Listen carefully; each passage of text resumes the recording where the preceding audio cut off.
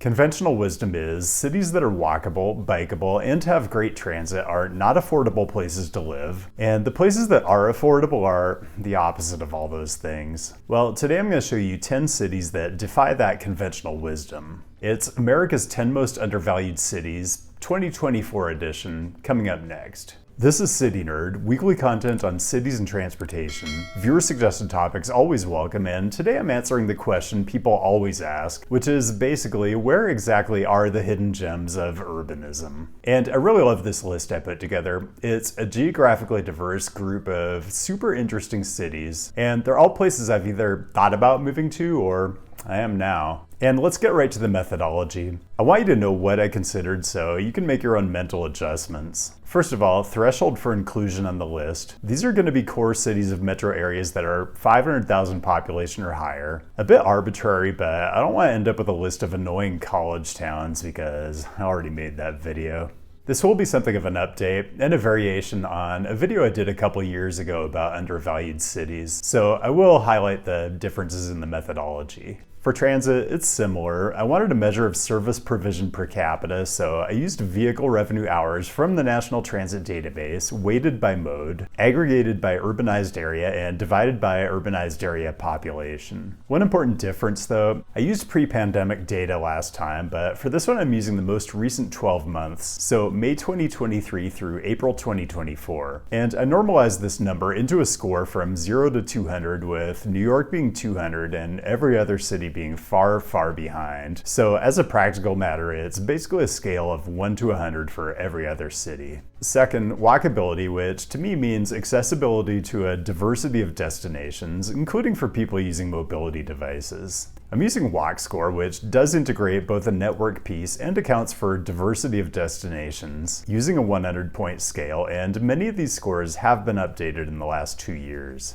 Biking, new metric alert. Walk Score is cool, and I think Bike Score is fine, but just a bit redundant if I'm combining both of them into my analysis. So I'm using the People for Bikes 2023 city ratings, which includes a bicycle network analysis based on the Mineta Institute's level of traffic stress model, which was considered state of the practice when I was a consultant. I'll leave a link in the description, but essentially they score cities from 1 to 100, but I gave this 50% the weight of Walk Score since walking is pretty universal, and while I personally think biking and micromobility are critical to a great urban environment, I know it's not everyone's thing. And that's really it. Those 3 measures cover what I think is the core question. Is it safe, comfortable, and convenient to live a high quality of life without a car in a great city? If you want to add your own adjustments for things like crime or school test scores or, I don't know, quality of regional cuisine, you're free to do so, but those things are pretty fraught and subjective, so handle with care.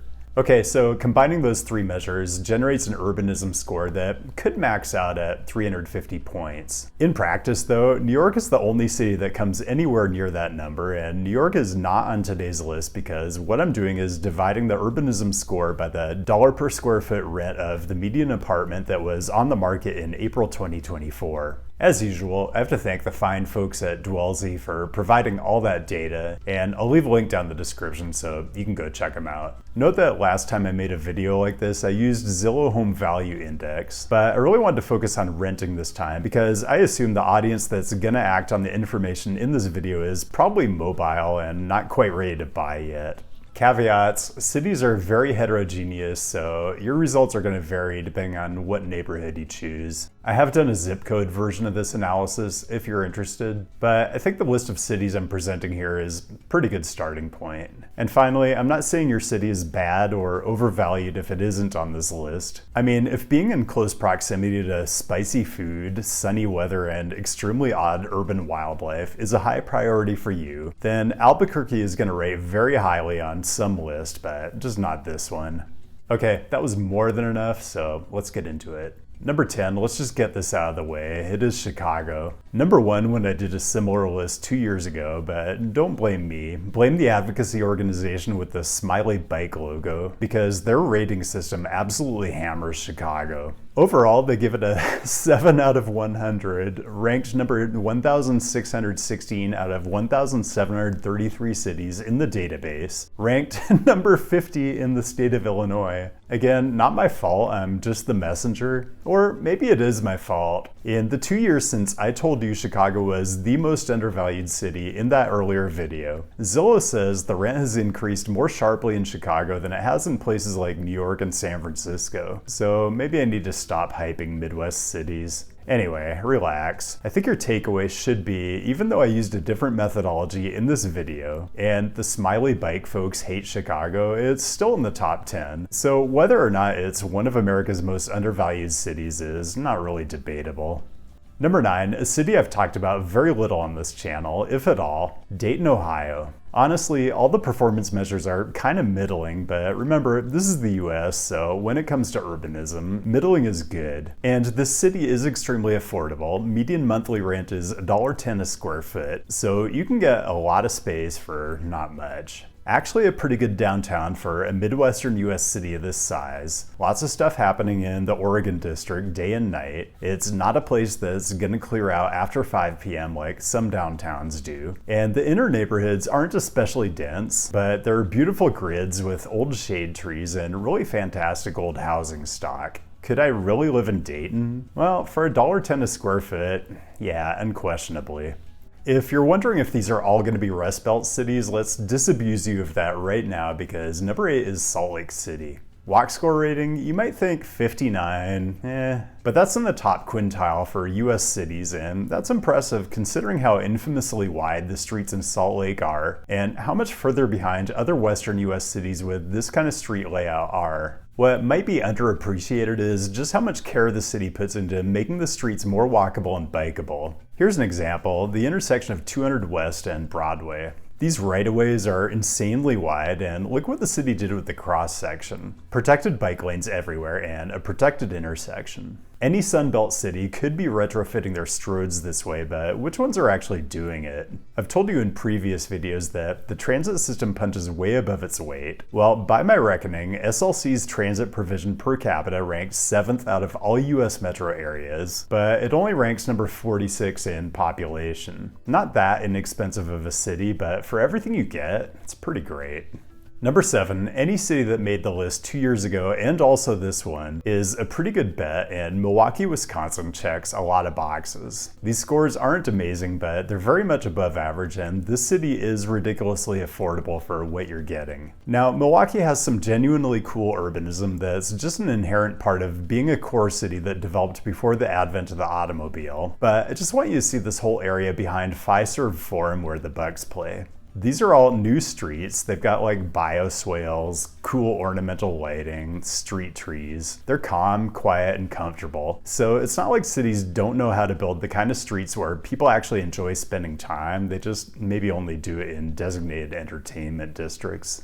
Number 6, Minneapolis. I'm not going to go on at length about this one because I have city-specific videos that talk all about the Twin Cities. So instead I'm going to talk about what's at the heart of this video, which is why seeking out value is good. There's always a tension between, on the one hand, living your best urbanist life now, which would maybe mean running up credit card debt so you could afford to live in New York, and on the other hand, being a little more thrifty in a less cosmopolitan but still cool city and socking away money every month so you can, I don't know, quit your job and just make YouTube videos all day. I'm just saying, getting good value isn't theoretical or trivial. It can make a massive difference in your long-term quality of life. Okay, that's my dad lecture for today.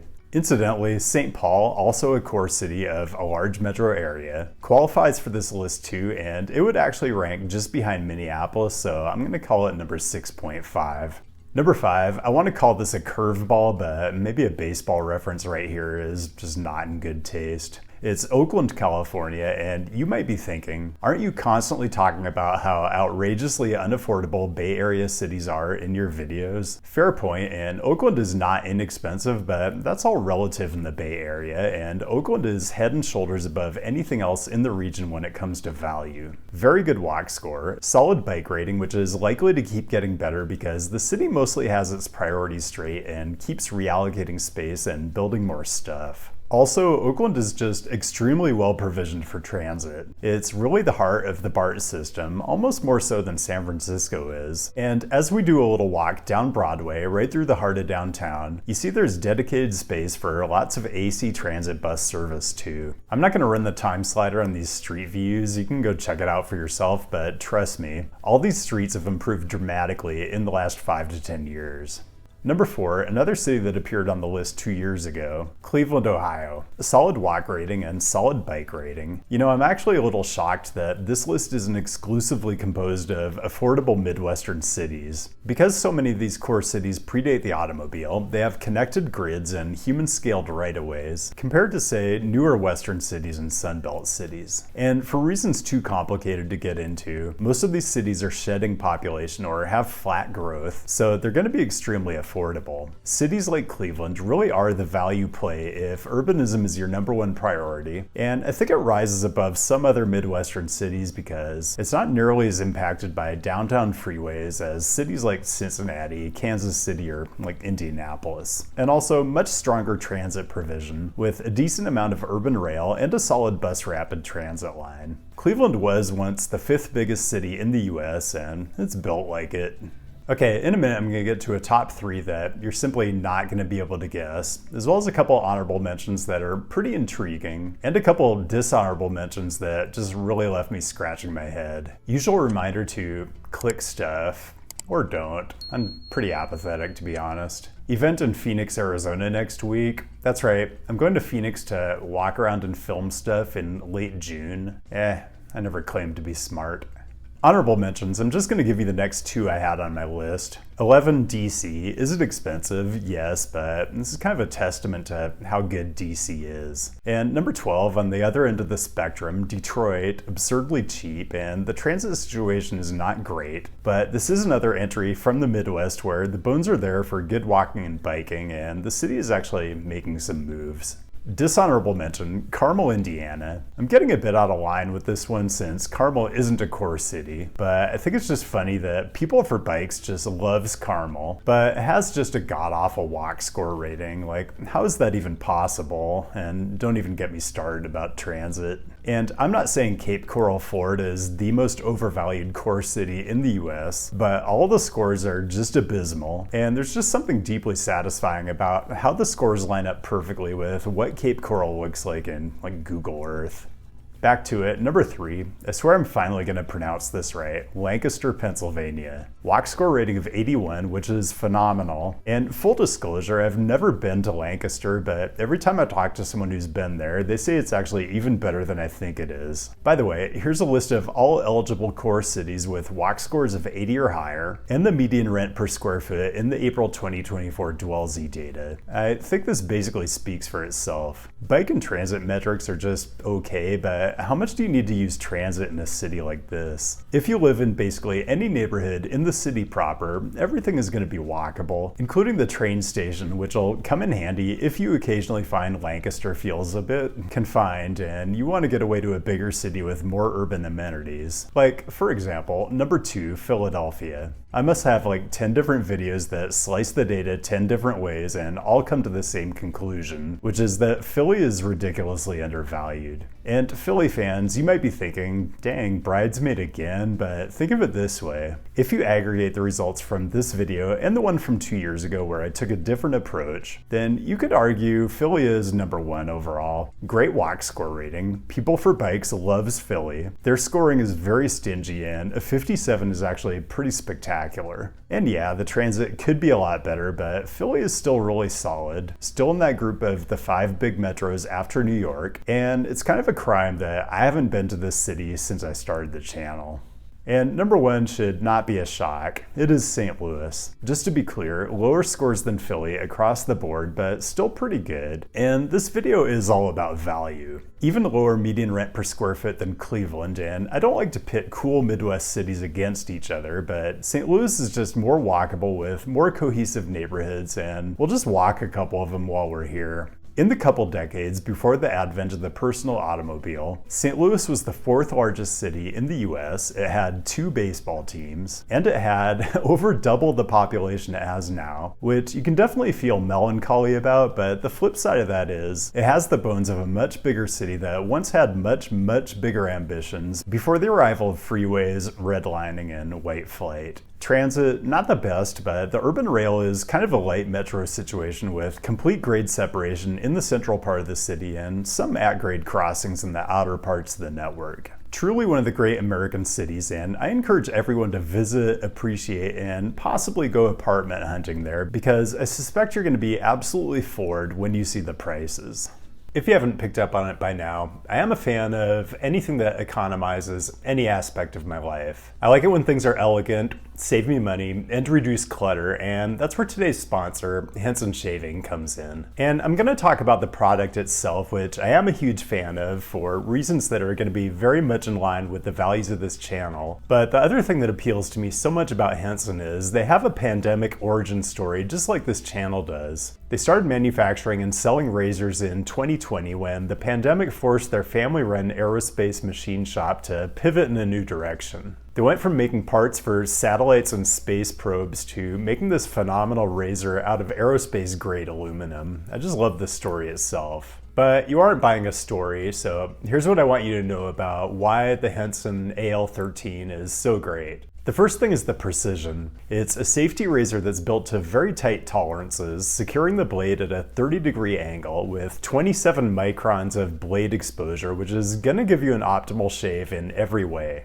When you buy a cartridge or a disposable razor, the blades often aren't supported or stabilized well, which makes the blade vibrate and flex, which leads to skin irritation and mediocre results. Another thing is sustainability. There's no plastic involved, including the packaging, and in today's world where everything is disposable, the AL13 is built to last a lifetime. Also, Henson is not a subscription service, so they're not trying to send you monthly cartridge shipments. Those subscription services are super inefficient on transportation, not very green. Henson's idea is you have one really good safety razor, and then blades that cost next to nothing. Compare that to a plastic disposable razor. Over 2 billion of those go into the landfill every year, just in the US alone. And here's my favorite part, the cost of ownership. This is the part that really sold me. This looks like a graphic I'd make for like a high-speed rail or cost of car ownership video. What you see is the capital outlay on a Henson AL13 is a bit higher than what you'd pay up front for a cartridge razor, but the blades for the Henson run about 10 cents compared to $2 to $4 each for cartridges. So it only takes about 6 months for the Henson to come out ahead on combined capital and operating cost, and then it's all gravy from there on out.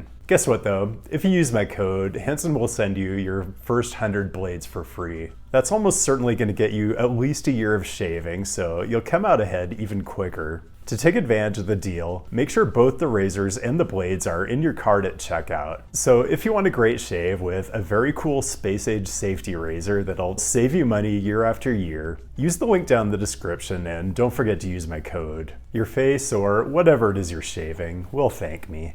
And that's all I've got. Thanks for joining today, and thanks as always to the patrons for your direct support, which is going to allow me to self-fund travel to a couple bonus cities later this year. I kind of have my mind made up on one of them, but I'm open to suggestions. As always, I'm persuadable. Keep the great topic suggestions coming. I'll be back with a new episode next week, and I'll see you then.